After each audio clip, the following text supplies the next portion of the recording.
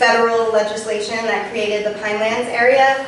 The legislation required that the commission designate specific areas of significant environmental sensitivity for focus for permanent preservation and protection. So of those, I believe it was about 100,000 acres initially, following various efforts, including the PCF land acquisition program, about 12,600 acres remain to be protected, or at least remain unpreserved. Again, back in 1980 or so, 20 planning areas were designated as areas within the Pinelands that contained various cultural, historic, environmental significance and called for preservation where possible, and there are about 118,000 acres remaining in those areas. We also suggested that we designate one new area, the Ocean County Forest area, and that would be primarily to reflect the original intent of the Garden State Parkway MOA money, some of which did go towards that, those two projects that had the potential for secondary impacts.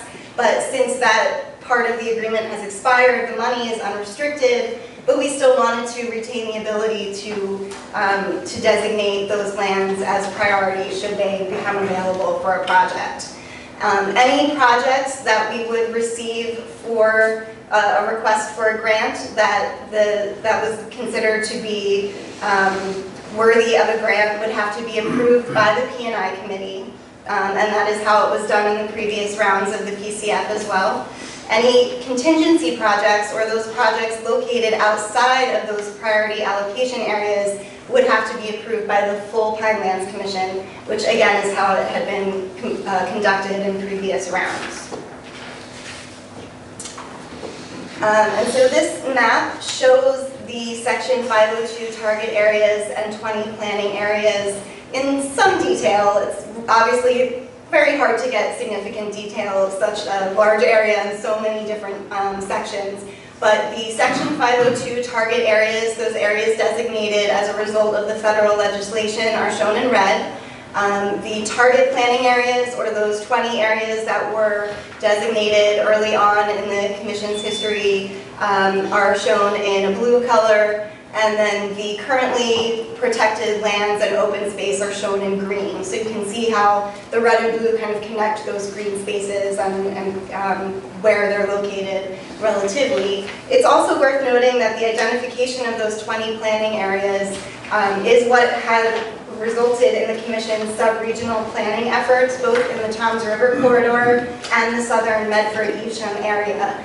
So Toms River corridor, which I mentioned before, had a significant amount of acquisition in previous rounds, and the southern Medford-Evesham area are two of the 20 planning areas. And so together, these would be those priority allocation areas that if lands fell into these areas, the P&I committee would be asked to approve allocations for those projects. Can I interrupt? Just a second. There's no federal money in this at all?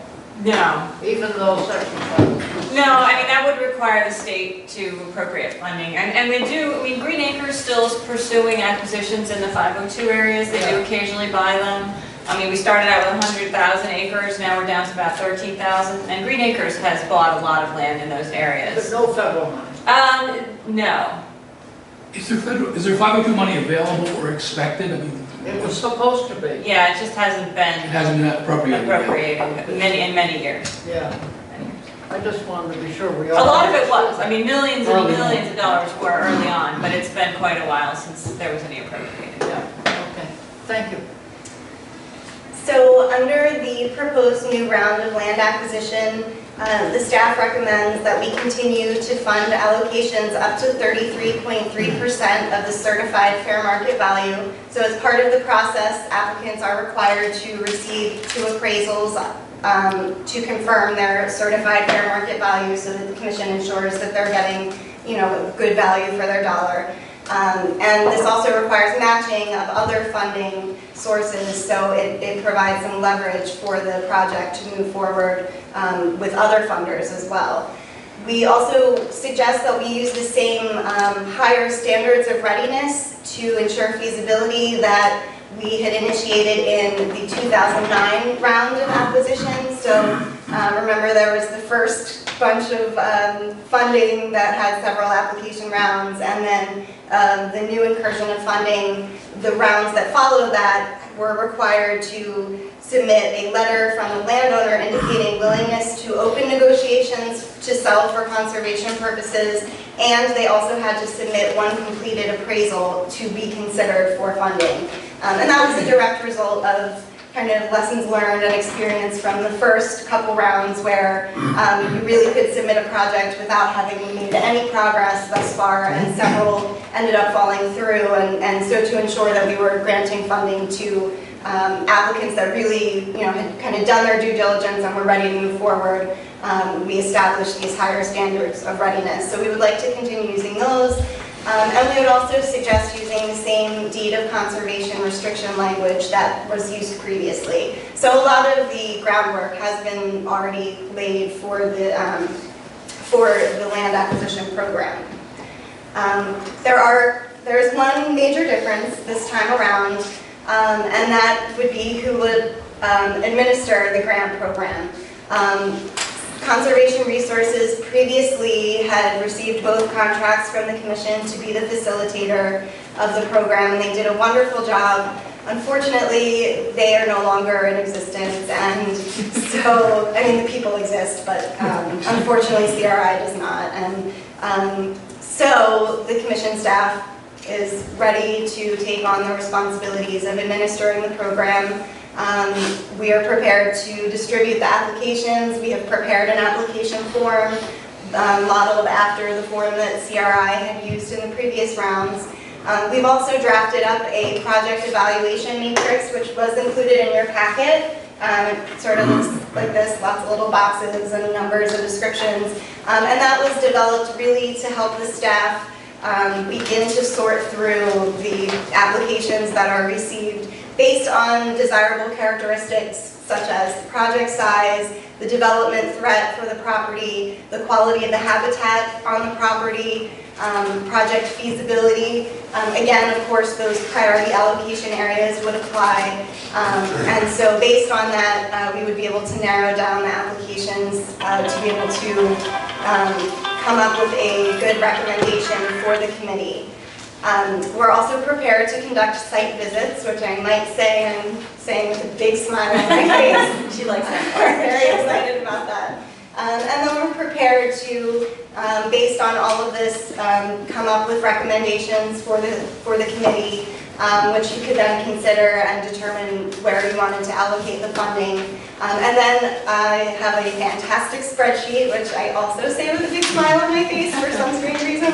I really like spreadsheets. But so we have a big spreadsheet to be able to track all of the various things that need to be submitted as part of completing the grant allocation process. There are quite a few, and that's probably, I would think, the biggest place where we will really miss CRI. But we're ready to take that on.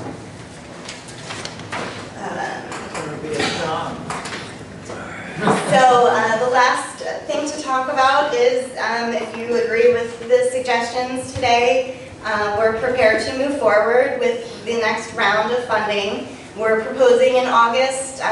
August 1 is not a hard date, but we're looking at August as the date that we would announce the availability of the funds to the public, to the various local, regional, state agencies that complete land acquisitions, to distribute the applications and answer any questions they might have, with a deadline of September 30th for those grant applications to come back to us.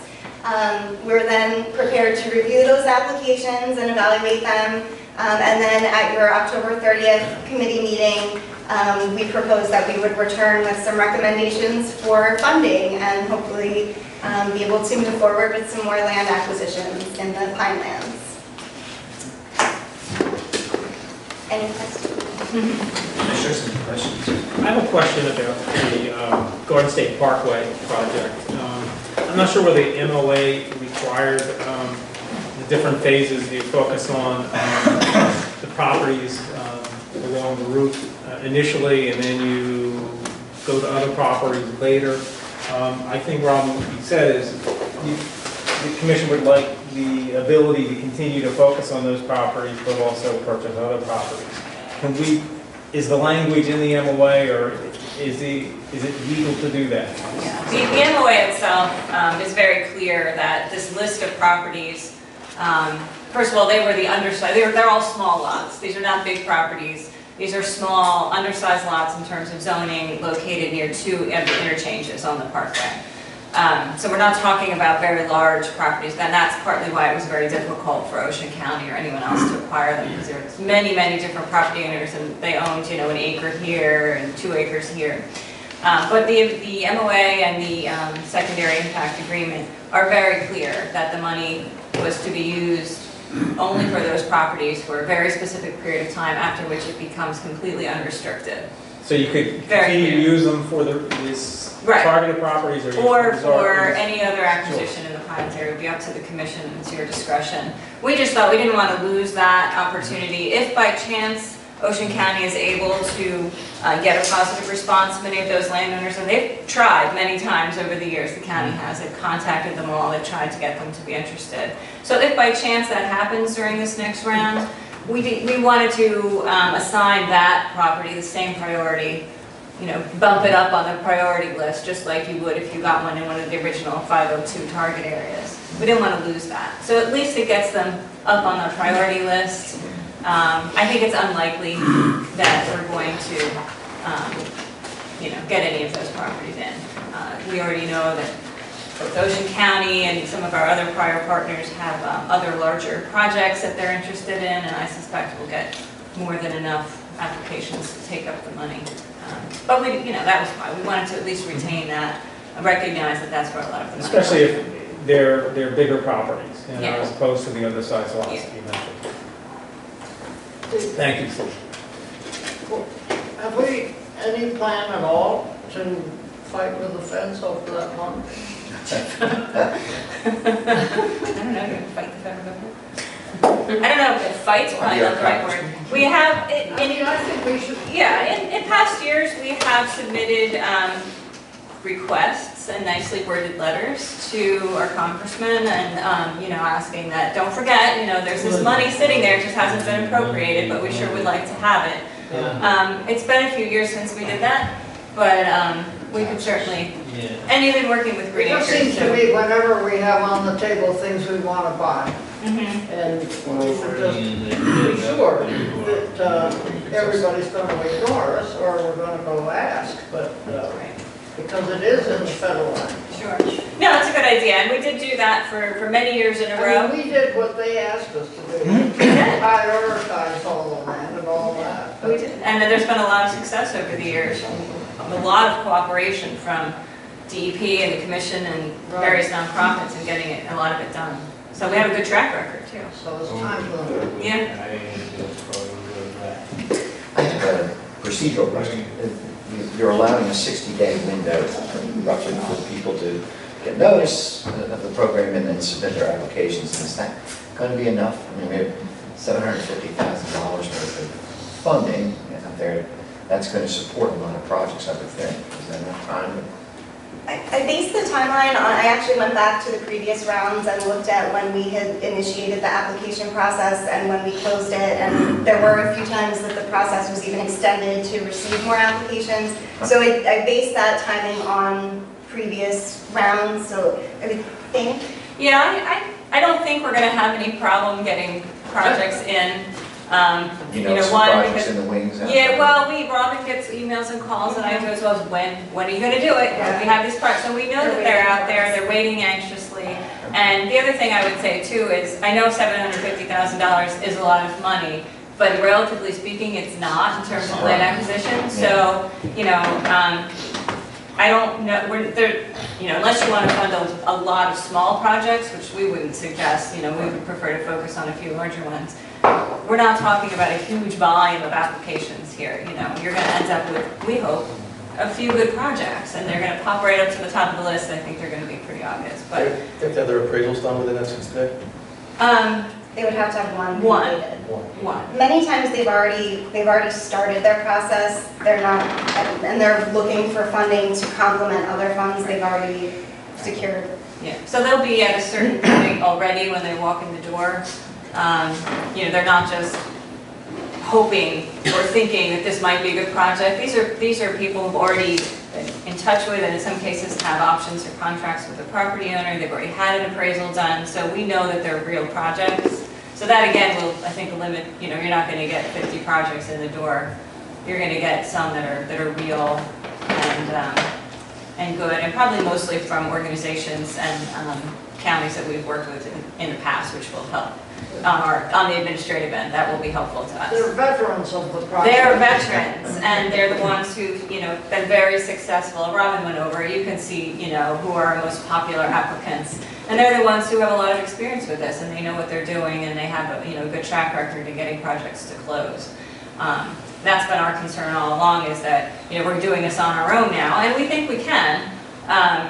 But there's a lot of paperwork, and a lot of tracking things down, and, you know, don't forget to file this, and we need that, and, you know, and so, you know, we think that the program, we tried to structure it as much like the prior rounds as possible because we're familiar with that, and our applicants are familiar with that. It will make it easier to run. And I don't think the number of projects will be so overwhelming that we won't be able to handle the administrative end. I think we'll be just fine. Have we allocated funding from the PCF to cover our staff costs for this? I mean, that will be the amount of funding for the acquisition program, the $750,000, as well as the staff costs will be in the proposed budget that the commission will be seeing. So, I mean, obviously that all has to be approved before we could proceed with this. But we wanted to give you the details before you saw the budget. Is it a given that we have partners for all the targeted pieces of the property? I'm sorry, is it? Is it a given that we have partners for all the targeted piece of property? Funding requires them. Yeah. Yeah, right. I mean, the commission can't buy the property on its own. We can't buy or own any property, so we rely on our partners to you know, do the acquisition and own the properties. There have to be partners, at least one for every. So generally, that's not a hurdle then in your mind? No. Okay. So they steward the properties. Right, either the nonprofit, you know, New Jersey Conservation Foundation, obviously, Nature Conservancy, counties, often, you know, they will purchase and retain the property.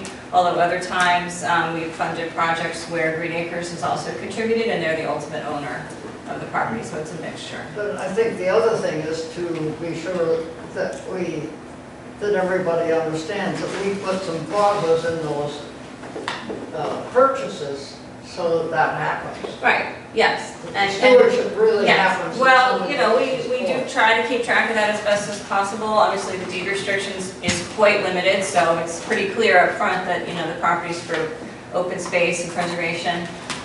You know, our ability to monitor and get out there and make sure everything's, you know, years later still going right is fairly limited, but that's something else that we have in the back of our minds, is sort of easement monitoring and stewardship program that we'll probably be coming back to you later in the year with some ideas on how to get that started and really have a bigger effort to be out on these properties to see what's happening and, you know, keep track of all the easements.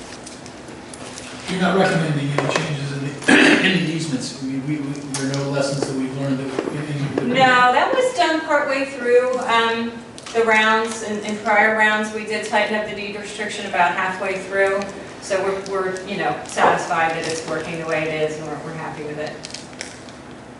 We did change it. Yeah, we tweaked it some, we clarified things, we made sure that, particularly with forestry, that there were limitations on how much clear cutting could go on, and so, you know, there were some revisions made years ago. And we're not aware of violations to these easement restrictions, are we? I mean, that there's activity going on in these lands? We might be. All right, okay, because I don't remember, you know, hearing about them, and maybe, Yeah. we might Again, be it aware might of them be, either, but right. thought I imagine that any knowledge we do have is somewhat anecdotal. Somebody's been out there and they call and they say, hey, you know, something didn't look quite right, or we've seen people out on the property that maybe shouldn't be. So, you know, we hear things occasionally. which is, you know, yet another reason we've talked to you about, at least in theory in the past, about this sort of easement monitoring, inspection, stewardship program, which would allow us to have a better handle on that and identify what's really going on if there are problems, and, you know, and then try to move forward to see what we can do to correct them. But I suspect, you know, some of these properties are very, very large, they're very remote. You know, there probably are some things happening, just as there are on other properties in the Pinelands that we're not able to track down every single problem, but yeah, there's probably some of that. Anyone else? Right now, is staff looking for a resolution? of the committee Not a to- resolution, but just a general consensus, I think, because until the budget, you've gone through the budget and approved, you know, you really can't vote to allocate the funding, but just, we wanted to make sure you were supportive and didn't have any questions or significant reservations. Chuck, how do you feel about all this? I was going to read the open Okay, well, I know I'm enthusiastic. So we're- Yes, So definitely. are- And so are your many partners. They've been waiting anxiously, and they really do love this program. And you've heard us say that before, but they really do love the program and appreciate the opportunity for the funding and to work with the commission. So it'll be a good thing. So they're bringing 2/3 of the money to the table. Yes. Yes, and often it's from a variety of sources. You know, they have county money, they have nonprofit money, Green Acres contributes. So there really are some good partnerships going on. And we're leveraging our money to the. Yes, yes, at least. All right, well, you got your direction? All right. We're going to open up public comment. So- That's fine, but I think there may be a list to sign.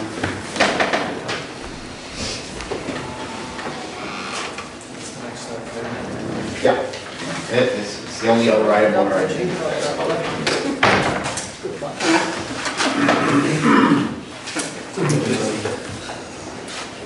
This should be the voice of management reasonability and wording. You realize this comes with a significant personnel manpower. Yes, well, I was just thinking maybe we should ask you to walk in creating the budget for enforcement. But, you know, we think, you know, Robin's has been doing the work before working with CRI, so, you know, she's will be taking it on, but it is going to be a bit of a balancing act. Well, that's why I asked about, there's funding developed for that from this fund. There is. Yes, but that's different, you know, it's not enough funding. We still need to stay. Okay, we're down to public comment. We have a list of 5 people that signed up to speak. The first is Rick Bissell. No, I'm pronouncing that. B-I-Z-U-B. That's right. You're up.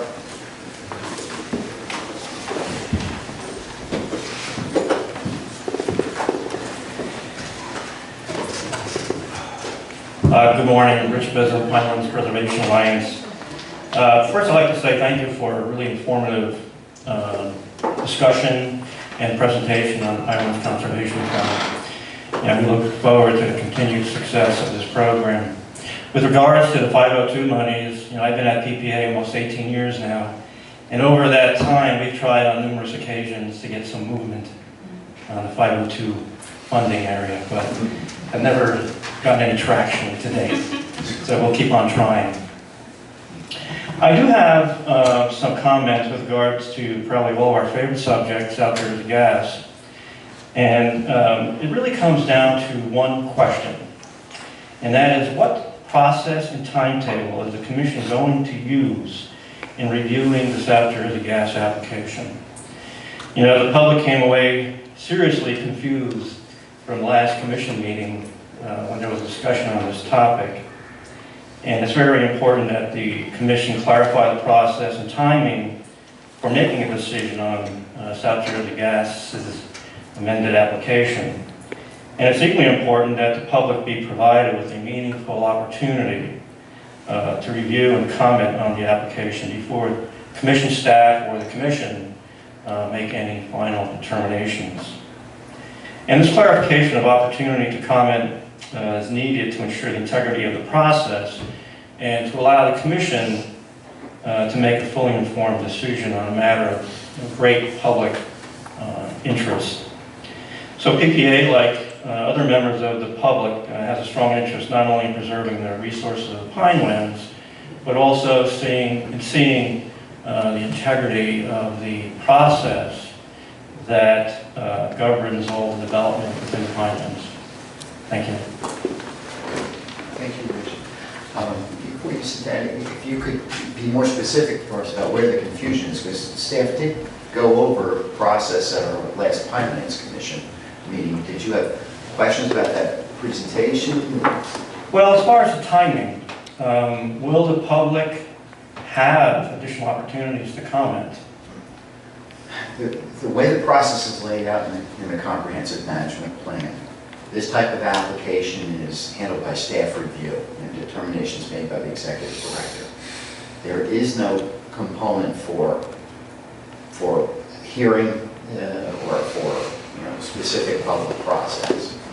We have internally considered the possibility of scheduling a special commission meeting. It was suggested by the executive director. It's something that I could do under the bylaws. But it's really not called for under the CMP. So, But as additional information is provided, let's say by the applicant, will the public have an opportunity to comment on that? well, we have public comment sessions at every one of our committee meetings and our Pinelands Commission meetings. So, as you're speaking about it now, there's opportunity to do that in these meetings, but the process regarding that application is underway. As Director Warner explained at the last Finance Commission meeting, the first review would be to determine whether or not the application were complete, and that would be done within 30 days. And in fact, he made that determination. He's issued a letter of incompleteness to the applicant to say the application was incomplete. There are components that are missing. So there's no determination being made until the application is complete, and that's where it stands right now. Okay, thank you. Okay, thank you. Okay, Bob Phillips.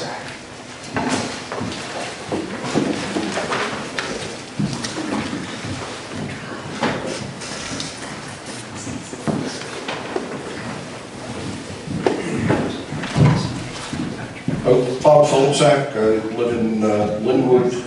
I'm a retired U.S. government research chemist from the FAA Tech Center. I brought with me a copy of my Bible, Standard Methods of Examination of Water and Wastewater, that talks about turbidity, nitrates, fluoride, that sort of thing. And I also wanted to give you a document, the DEP certification for the FAA Tech Center Chem Lab, including the analysis that I did on nitrates in order to get that particular thing. The reason I'm here, though, is to talk about the Garden State Parkway expansion project. I was here before talking particularly about exit 44, which, when it went through public hearing, they basically showed us that they were going to add a couple of off-ramps, some shoulders, that sort of thing. As you can see, it's a relatively small portion of the area covered by that particular thing. However, DEP insisted that, oh, you need a water quality basin. Now, this is a picture, Google Earth, of exit 44. Where you used to see trees, you've got a great big hole that was bulldozed out. Where you used to have trees over here, you've got a parking lot for heavy equipment. You've got more basins being constructed along the median, destroying all these trees, which is quite, against New Jersey law. And I'd like to bring up, DEP is always saying, oh, it's, we have NJSA 7.8, and here's some of the real law that's written about flood hazard area controls. It says that this is done to preserve the quality of surface waters, to protect the wildlife and vegetation that exist within and depend upon such areas for sustenance and habitat. All you did was destroy all of the trees, all of the wildlife, everything that was at that site for absolutely no public benefit whatsoever. Because even DEP's own consultant, I finally managed to get a copy of the Cahill report from back in 1989, says that these basins have some modest water quality. Mostly it is quantitative. It allows dirt to, particulate to settle out. However, it has no benefit whatsoever as far as removing nitrate, removing phosphate, or any of the things that DEP claims to be concerned about. The other thing you'll find in reviewing this, DEP is concerned about heavy metals in runoff from roadway. Oh, that's very interesting. The report was written in 1989 when there was still lead in gasoline. Lead was removed from gasoline by EPA back in 1992. So DEP is preserving your water quality to try over lead that hasn't been a pollution problem now for over 20 years, but yet they still keep holding true to the same exact statements.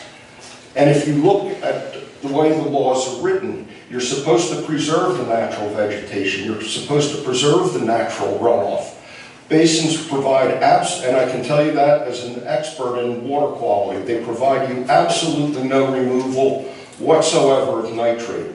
If you take pure ammonium nitrate and put it on a table, it will melt because it absorbs water from air. It is 100% completely soluble. By digging the basin, all you've done is get that nitrate closer to groundwater. In no way, shape, or form is it removing anything. So you're destroying trees at great public expense for absolutely no public benefit. However, it is great private benefit for all of the engineers that are scooping up the shoulder of the road, putting down endless miles of guardrail.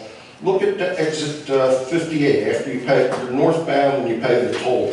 On both sides of the road, the Pinelands was perfectly even. It had no drainage problems. The water drains at 9.5 inches per hour, which is far better than any of the problem. There is no problem. On my way here, the only place I saw any water puddle was at your basins. All the other is being recharged 100%. And basically DEP, by virtue of insisting on permits and saying, oh, you have to make a basin, which isn't consistent with New Jersey law, is basically guilty of racketeering. They're shaking you down. You give us, if you don't pay us our permitting fee, we're not going to let your project go forward. And nobody calls them out on it. Thank you. Thank you very much. Okay. Ann Kelly.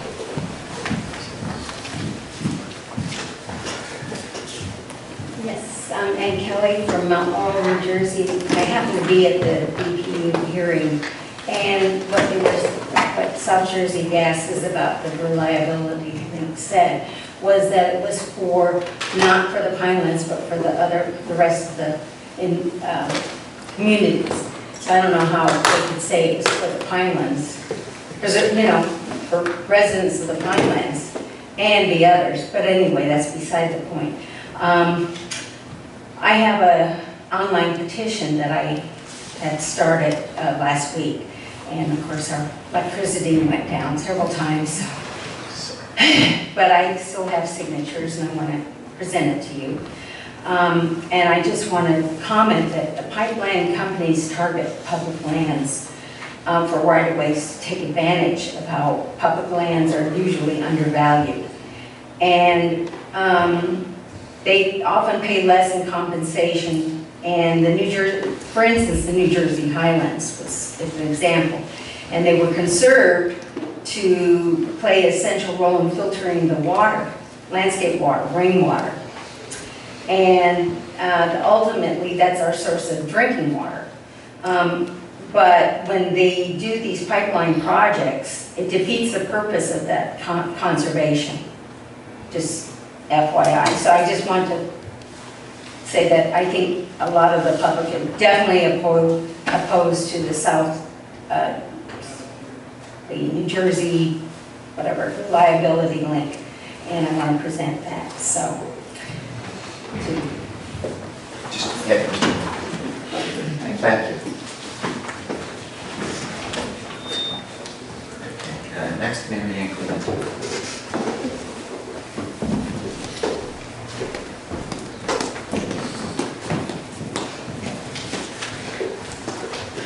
I didn't think I signed in to speak. I think that was the Huh? sign-in list.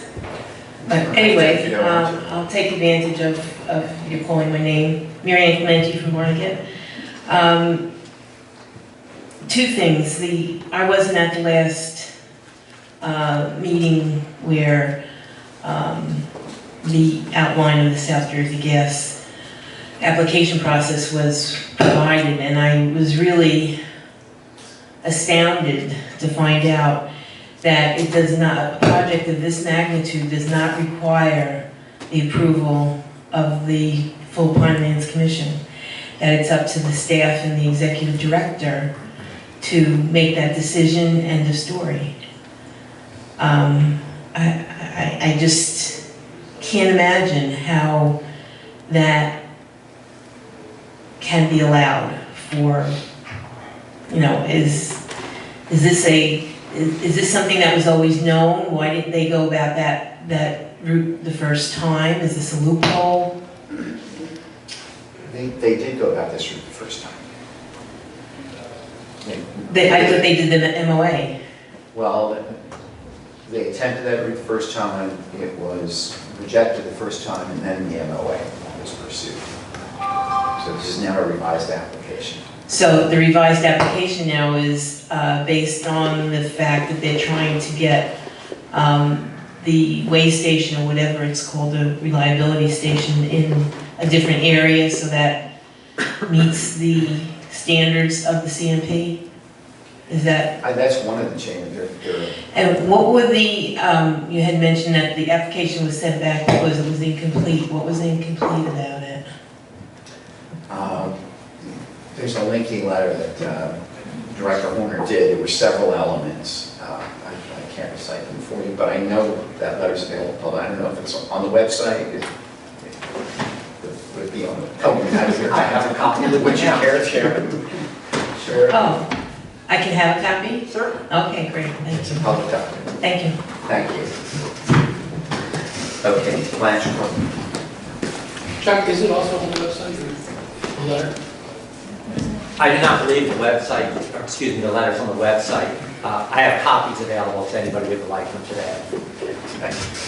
You sent it to the commission? You sent it to the commission? I only got a letter. Yeah, we sent it. I sent it tomorrow. Just give me a nice circular. I'm sorry, Blanche. No problem. Good morning, ladies and gentlemen. I'm Blanche Krugner. I live in Jackson. And I have to tell you that I said this once before, but I am reminding you. You cannot cut out the public, and you cannot dispense with your responsibility as a commission to vote on an issue as important as this application. I stand here as one New Jersey resident, but every New Jersey resident is a stakeholder in the integrity of the Barretts. So we are not speaking as outsiders. We are the best of the insiders. Our tax money helps to keep it going, and helps to keep this commission going. And your job is to be the vigilant stewards that no harm comes to the Barretts. Now, since Ms. Wittenberg's predecessor, John Stokes, began the policy of trying to minimize public input, diminish public opinion force, and exclude the public as much as possible, I have seen an inexorable trend of going in the direction of more of us insiders making the decision by ourselves and leaving the public out and in the dark if possible. That may not be your intent, but I can tell you that that is the perception of this activity at your meetings. I hope I'm wrong. I'm afraid I'm not. There is no excuse for the commission abdicating its responsibility and saying we leave it to staff and the executive director. You were not appointed to abdicate your responsibility. You were appointed in the trickiest of situations to reach the optimum decision that is for the highest good of the Barons and the state of New Jersey. Please keep that in mind. Thank you. Thank you. All right, that ends the list. I know the Rosenberg is if you'd like to speak. Yeah, I don't need a microphone. This is a very, very quick question. Lee, you really do need to use the mic so we can pick you up on the tape. Okay. This is just a Lee Rosen's PPA, New Jersey Autobahn, just a very quick question of fact having to do with the land acquisition program, totally non-controversial, nothing to do with pipelines. Oh, come on, man. You're no fun anymore. By my back of the envelope calculation, the average cost per acre so far to the conservation fund, it was about $1,100. Is there any information about the total cost per acre when you take into account what came from here and what other parties contributed? I'll take my answer offline. That would be an interesting number. I think your figure sounded a little low, but Okay, but that it'd be interesting to see average cost per acre of the various projects. And we did, for a while, I was keeping a kind of track of that myself. We would often be asked those questions from appraisers and others. So it wouldn't be a hard thing to calculate. It would be interesting. You could even look at it by management area. These are preservation area, these are forest area, and it's an interesting number to have. So. As Ron was doing the presentation, I was thinking, Yeah. I thought it was about 1,000 an acre. I mean, we were getting, that was the average, and again, this was eyeball. But And then that's Lee's question is interesting. So how much other money came in from other sources to get the total cost? That would be, I think it would be interesting. Okay. May I please ask, but we'd all like to hear your important thoughts, so would you use the microphone? Sorry. All right, is there anyone else who want to comment? Yes, Fred.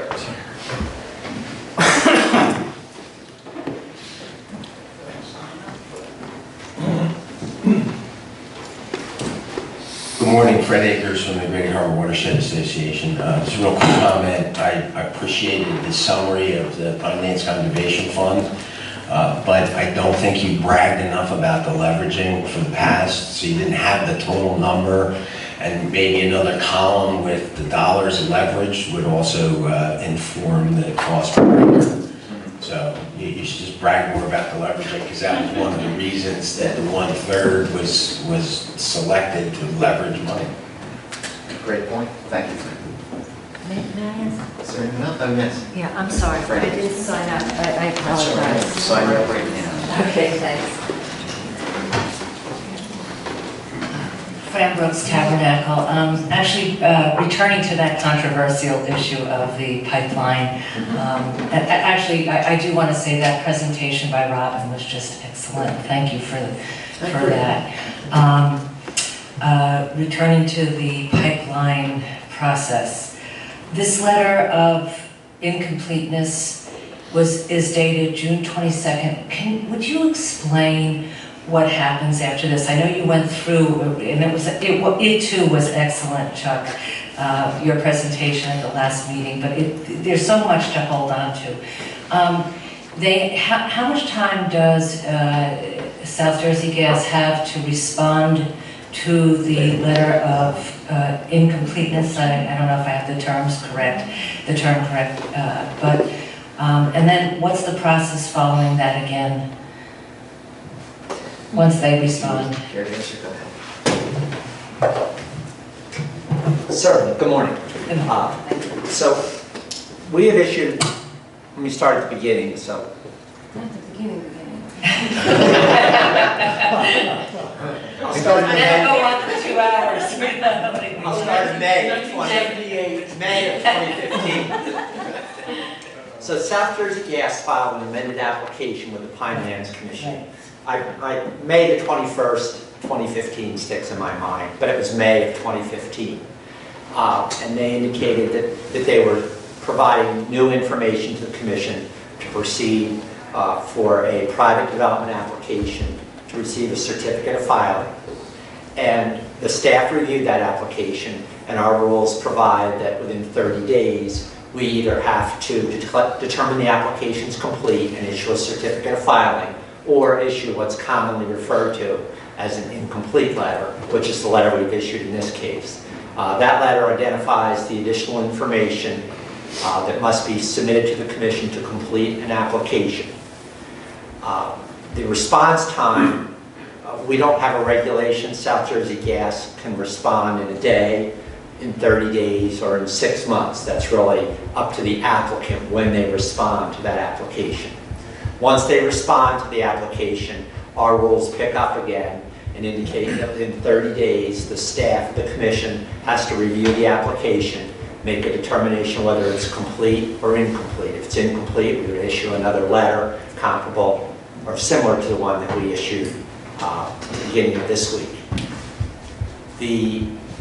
If the application is complete, and I know this is more information than you asked, if the application is complete, we would issue a certificate of filing, and in that certificate of filing, we would indicate whether the proposed development was consistent or inconsistent with our rules. For those of you that weren't at the last meeting, hypothetically, an applicant in the Pinelands can complete an application for anything. They could propose, I think the example I used last time was, a shopping center can be proposed in a wetland in the preservation area, and an applicant's entitled to complete an application for that and receive a certificate of filing. In that hypothetical situation, clearly the certificate of filing would indicate that the proposed development was inconsistent with our standards, but nevertheless, an application can be completed whether the proposed development is consistent or inconsistent with our standards. Okay, that answers. Thank you so much for illuminating that process again. You're welcome. Thank you. Yes, I think it's helpful to everyone to hear this. Repetition's the mother of learning, so it really helps to hear the process over and over. Yes. Okay. Is there anyone else? Seeing no one closed the public comment portion. There is nothing else on the agenda, so I'll turn to the fellow committee members, ask if there is anything anyone would like to add for the good of the order. I mentioned the Blueberry Festival tomorrow, starting at 10 o'clock, and hopefully the sun will be out for most of the day, and I want to invite everybody to come out and attend. Blueberries are delicious this time of the year, and we have a lot of neat activities that are going to be taking place. So I know I'll be doing a presentation in the barrel factory on the city or the village of Florence, and also returning from South back with. We have a lot of pie-eating contests and other things taking place. So invite everyone to come out. Bring the kids, bring the grandkids. And your umbrella. And your umbrella. Any other questions? I'll just close my remarks on this comment. I know we don't normally respond to people when they're commenting, but Blanche, I just wanted to say, the application is a very strong word. There's no one here that's abdicating their role or responsibility as commissioners or as staff. The comprehensive management plan sets forth a process for this type of application. We are following that process to the letter. We are exploring opportunities to possibly afford the public an opportunity to participate, even though the comprehensive management plan does not provide for it. That was at the suggestion of our executive director. So we're mulling that over, because there are implications of that. If we do it for this private applicant, will that be considered prejudicial to that applicant? Because we don't do it for any other private applicant. There are a lot of things to consider. So, but please know there's no application of any kind of role or responsibility. You know, we take the CMP very seriously. We respect the CMP, and we want to adhere to the CMP. So, anyhow. Public will be with you in backing up your seriousness. Okay, all right, we appreciate that, thank you. All right, if there's nothing else, I'll entertain a motion to adjourn. So moved. Any motion and second, all in favor, please say aye. Aye. Aye. Any opposed? All right, we are adjourned. There's going to be another committee meeting here starting almost immediately. Almost immediately.